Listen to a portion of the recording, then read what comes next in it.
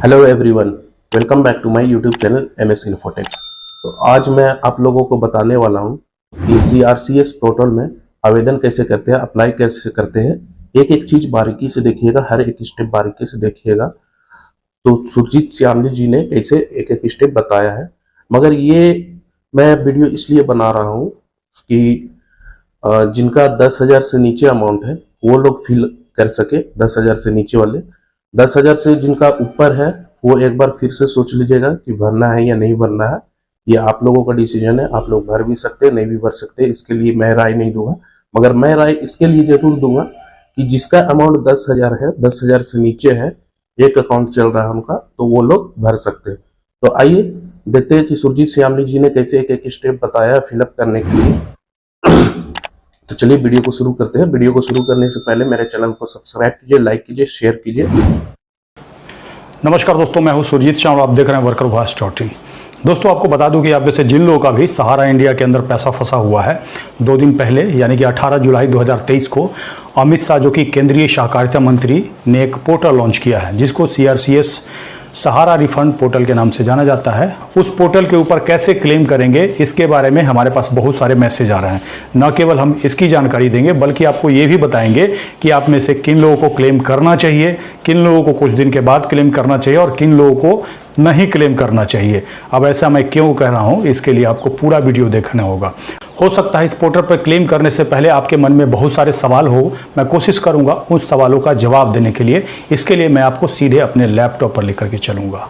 दोस्तों जैसे ही हमारे वीडियो के डिस्क्रिप्शन में जाएंगे तो आपको हमारे ब्लॉग www.workervoice.in का ये वाला लिंक मिल जाएगा, जिसको क्लिक करते ही हमारे इस वाले पेज पे आ जाएंगे, जिसमें कि हमने पूरी जानकारी देने की कोशिश की है। और साथ ही आपको मैं हमेशा सजेस्ट करूंगा कि एक बार इसको पूरा ध्यान से पढ़ लें।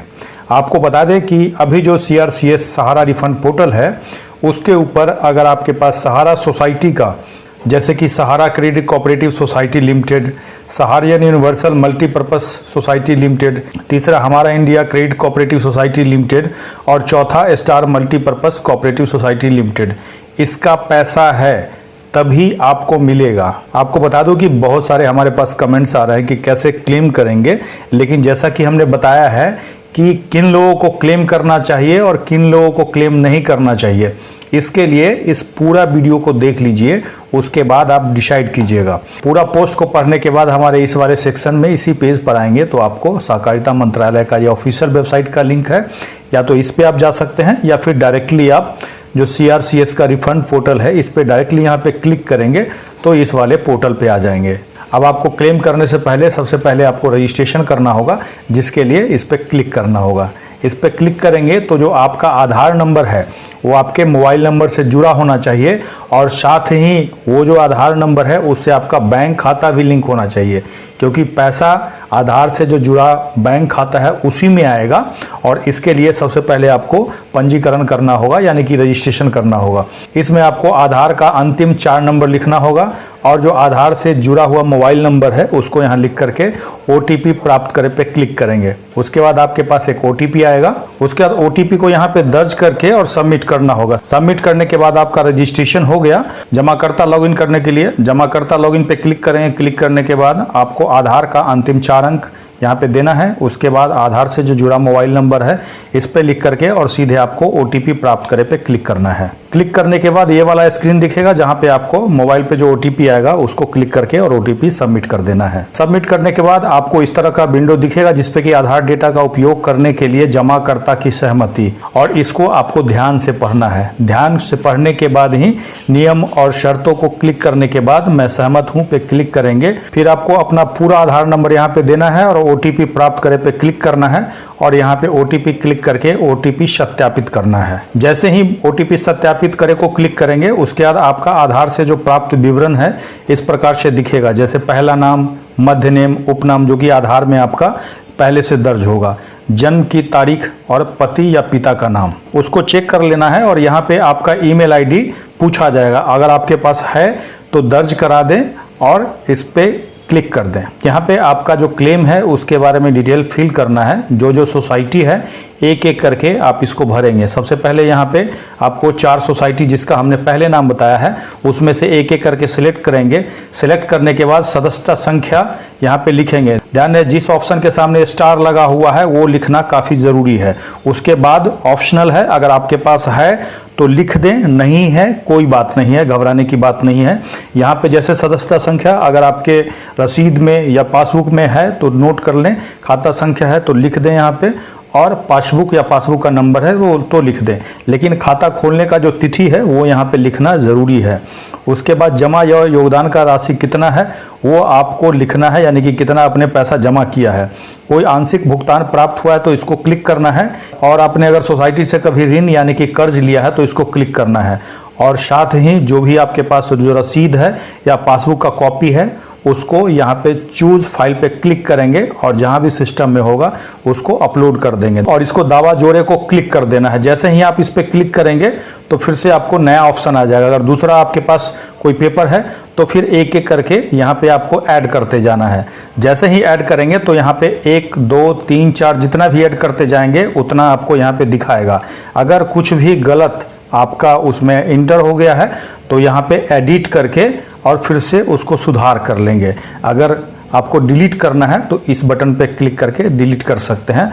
और जब आपको लगेगा कि हमने सफलतापूर्वक फॉर्म भर दिया है तो इसको अगला पे क्लिक करके अगले नेक्स्ट स्क्रीन पे चले जाएंगे। इसके बाद जो आपने क्लेम किया है उसके बाद आपका क्लेम एप्लीकेशन फॉर्म इस तरह से दिखाएगा नेक्स्ट स्क्रीन पे जाने के बाद, और यहाँ पे क्लिक करके इसको डाउनलोड कर सकते हैं। और साथ ही अगर आपके पास प्रिंटर है तो इस ऑप्शन पे क्लिक करके इसको प्रिंट भी कर सकते हैं। अब आपके पास जो क्लेम एप्लीकेशन है इस तरह से दिखेगा, जहां पे आपको यहाँ पे जमाकर्ता अपना फोटो लगाएंगे और सबसे लास्ट में साइन करेंगे। लेकिन साइन करने से पहले एक बार एक एक चीज़ को बारीकी से आपको पढ़ लेना है, और साथ ही जो डिक्लेरेशन है यानी कि घोषणा है उसको भी ध्यान से पढ़ लेना है, क्योंकि क्लेम एप्लीकेशन में जो बाकी डिटेल आपने भरा है और साथ ही जो घोषणा आप कर रहे हैं उसी के आधार पे आपका पैसा मिलना है। इसके बाद साइन करके फिर से आपको उस पेपर को स्कैन करना है। स्कैन करके यहाँ पे क्लिक करके उस फाइल को पीडीएफ में या जेपीजी में अपलोड करना है। अपलोड करके यहाँ पे क्लिक कर दें। क्लिक करने के बाद सीधे अगला पे क्लिक करेंगे तो नेक्स्ट पेज पे आपके पास इस तरह का एक रेफरेंस नंबर दिखाएगा और यहाँ पे डेट भी दिखाएगा, जिसको आप सेव करके भविष्य के लिए रख लें। और साथ ही सीआरसी पोर्टल के द्वारा दावा किया जा रहा है कि आपके मोबाइल पे मैसेज भी आएगा। सीआरसी ऑफिस के द्वारा दावा किया जा रहा है कि जैसे ही आप क्लेम करते हैं तो 30 दिन में इसकी जाँच कर ली जाएगी और अगले 15 दिन में कार्रवाई की जाएगी सत्यापन की, और उसके बाद SMS या ईमेल के द्वारा आपको जानकारी दी जाएगी। और मैक्सिमम 45 दिनों के बाद आधार से जो जुड़ा आपका बैंक खाता है उसमें पैसा भेज दिया जाएगा। लेकिन ये जानना काफ़ी ज़रूरी है कि आखिर पैसा कितना भेजा जाएगा, तो इसके लिए हमने ब्लॉग में ऊपर ही बताया है। जैसा कि सहकारिता मंत्री अमित शाह जी ने अपने भाषण में कहा था कि जो लोग भी अभी क्लेम करेंगे उनको 10 से मैक्सिमम 30,000 रुपया तक देंगे, भले ही उनका बकाया 10 लाख से 20 लाख या 50 लाख ही क्यों न हो। और इस बात को आपको ध्यान रखना है। और सबसे पहले जाकर के अमित शाह जी ने क्या कहा है इस क्लेम को करने से पहले एक बार जाकर के उसको जरूर देखना है। और साथ ही इसी पेज पे हमने एक वीडियो के माध्यम से भी आपको जानकारी दी है। क्लेम्स करने से पहले, कहीं भी साइन करने से पहले एक बार इस वीडियो को जरूर देख लेंगे। अगर आपको क्लेम भरने में कोई भी असुविधा हो रही है तो आपको CRC सहारा रिफंड का टोल फ्री नंबर आपके सामने स्क्रीन पे दिख रहा है 1800-103-6891। दूसरा है 1800-103-6893। इस पे कॉल करना है जो कि टोल फ्री है और इसका कोई चार्ज आपको नहीं कटेगा। अब हमारा इस पूरे वीडियो को देखने के बाद आपको ये समझ में आ गया होगा कि पूरा क्लेम प्रोसेस क्या होगा। इसके बाद भी आपका कोई भी सवाल हो तो आप कमेंट्स करके हमसे पूछ सकते हैं, कोई भी आपको प्रॉब्लम आती हो तो। अब जैसा कि हमने शुरू में ही बताया था कि आपके 2 सवालों का जवाब दूंगा कि किन किन लोगों को अभी इस रिफंड पोर्टल पे क्लेम करना चाहिए और किन लोगों को क्लेम नहीं करना चाहिए। तो सबसे पहला, किन लोगों को इस पे क्लेम करना चाहिए। ऐसे में अगर मेरी राय मानिएगा तो आपका अगर 10,000 रुपया फंसा हुआ है तो आप क्लेम कर सकते हैं, क्योंकि जैसा कि सरकार ने कहा है कि 10,000 रुपया कम से कम देंगे और अगर वो देते हैं तो आपका पैसा निकल जाएगा। अगर आपका 15,000 फंसा है तब भी आप क्लेम कर दीजिए, क्योंकि 15,000 के जगह पे 10,000 तो कम से कम मिल जाएगा। इससे अगर ज़्यादा पैसा है तो इसके लिए एक बार सेंट्रल मिनिस्टर अमित शाह जी का भाषण सुन लीजिए। उसको सुनने के बाद एक वीडियो हमने भी बनाया है, पीछे जा करके हमारे चैनल पे देख लीजिए।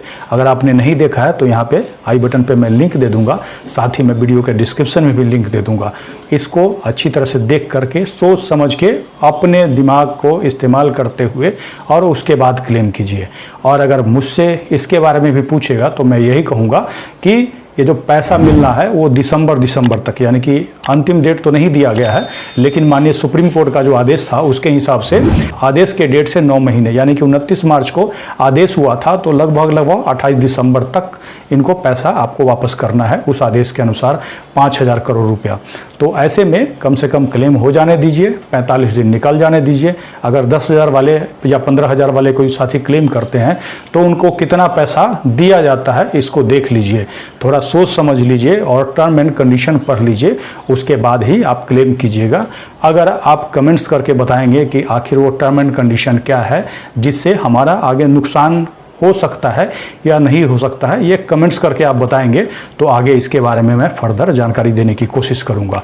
दोस्तों, इसके साथ ही आपको ये जानकारी कैसी लगी कमेंट्स लिख करके जरूर बताइएगा।